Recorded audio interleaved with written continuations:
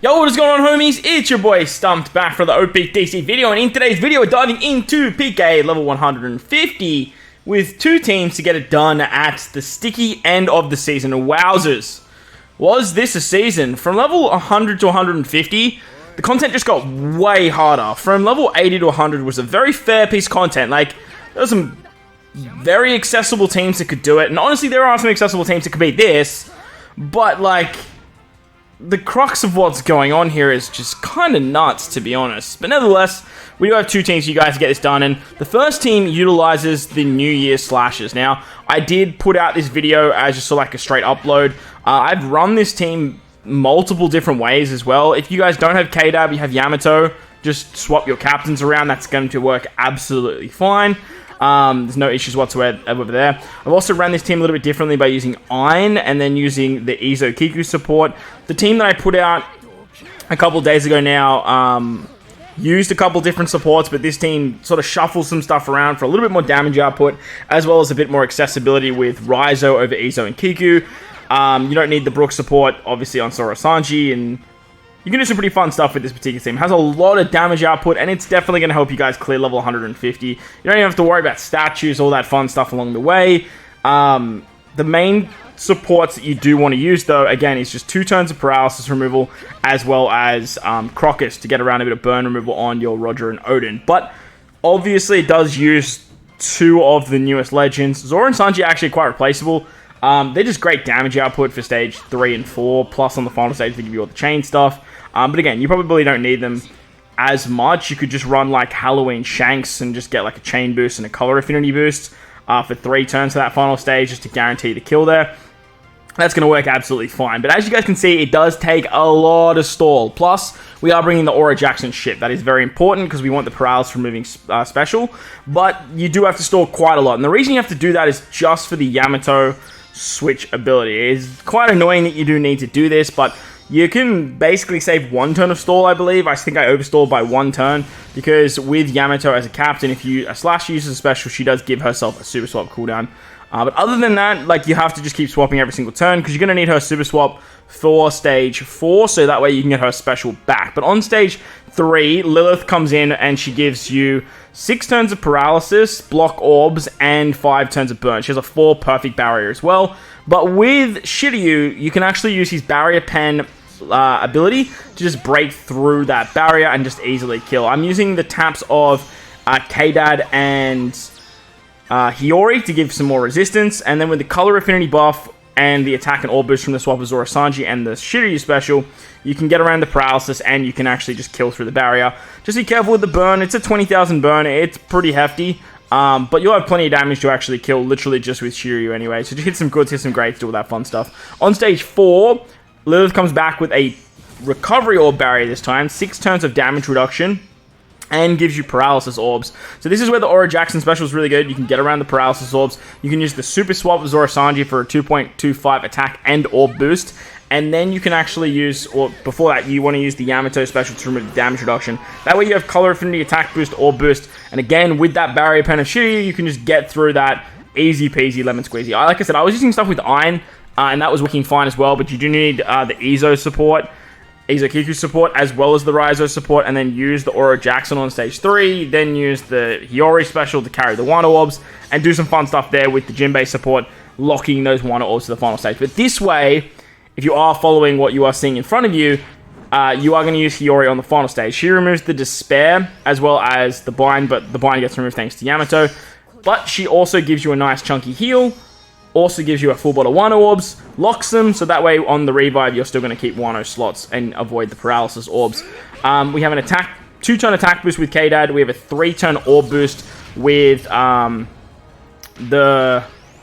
Roger and Odin special. There, with the Crocus support, you get around the rest of the burn. Make sure to use the Super EX of Yamato first to get the 70% damage reduction, and then finish it off with the Zoro Sanji special to increase your attack boost, increase your orb boost, as well as get all the chain shenanigans. With that, you can activate the rush of Roger and Odin. I would break it very early because there is a bunch of death damage, but as you can see here, we have a lot of damage with this particular team, hitting for well over 3 billion damage. So I think the enemy has about 2.6, something like that. So you have lots and lots of damage with this team. On the revive as well, you're going to keep your attack and your orb boost. You take 80,000 damage twice. So having that damage reduction in Yamato to tank one of the shots means that you can easily tank the second one. You're going to be left with about 60,000 HP, depending on how you did with the burns on stage 3 as well. And then you can use the Yamato special for color affinity, increase damage taken, and then you could actually just use the rush of Roger and Odin once again, and that way you can easily take her out. Plus she has 10 turns of resilience, but thanks to KDAT and their final tap, they actually get through the resilience, making it a very easy kill for the revive. So that's the New Year slashers, getting it done with absolute class. Let's move on to the full batch team now. However, if you were a silly Billy like myself, and you did some summons on the Lilith banner, and you managed to pick up Lilith and the rare recruits, you can do something like this. Now, unfortunately, I didn't pull Bonnie, and if you were lucky enough to pull both Bonnie and Lilith, you can obviously replace Shanks with your own Bonnie, and then bring a Frame Captain Bonnie, because you really want to get the recovery orbs of Bonnie on the final stage. But the team that I'm using looks a little bit like this. That's the team, those are the sports.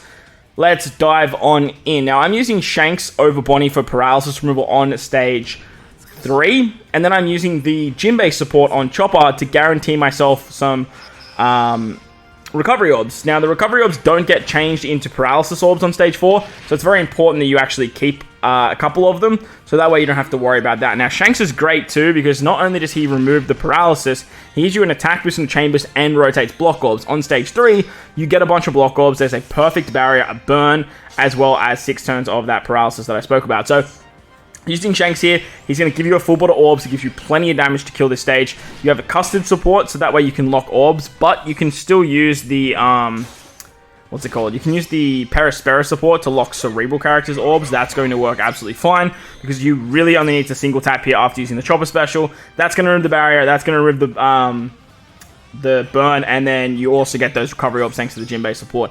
On the next stage, you're going to get paralyzed on the left-hand side, or paralysis orbs on the left-hand side, because you don't have recovery orbs. But with Luffy, now that you do have 3 recovery orbs, you actually don't need that ace support. So you guys can take that off. You don't actually need that crazy ace support. You have 3 recovery slots, and you can easily take down Lilith through the barrier with the barrier pen of your own Lilith, as well as Usopp and Frankie. So make sure you guys have maxed out the barrier pen potential ability, because it's very, very handy for stage 4.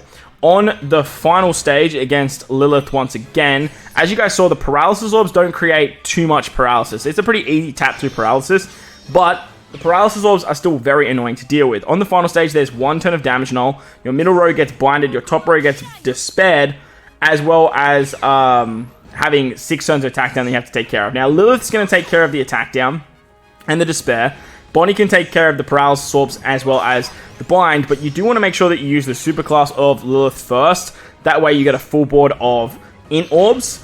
Then you can use Bonnie, and then use the super type of Bonnie to get a full board of recovery orbs.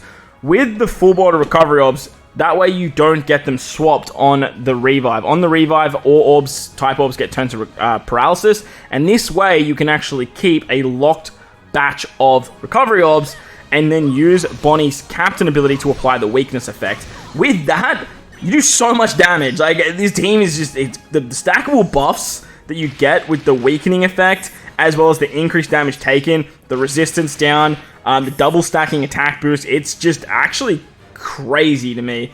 I brought the Miguel ship to lock orbs, but in hindsight, I didn't actually need it. And with the end of turn damage of Lilith, you can just easily kill here. So, full batch team does it very, very nicely, as it should. But it still did need a little bit of help from a couple of supports. But it's going to wrap up the video anyway. I hope you guys enjoyed this one. If you did, make sure to go down there, belt the like button, hit the subscribe button, do all that good stuff. Best of luck with PK 150. It's a doozy this season. But look, I feel like it's going to be like that moving forward. Most of all, whether you guys are in this before, like I said, thank you all for watching. As always, thank you all for watching. I don't know what I'm doing. I don't know why I keep doing that. Catch you all in the next one.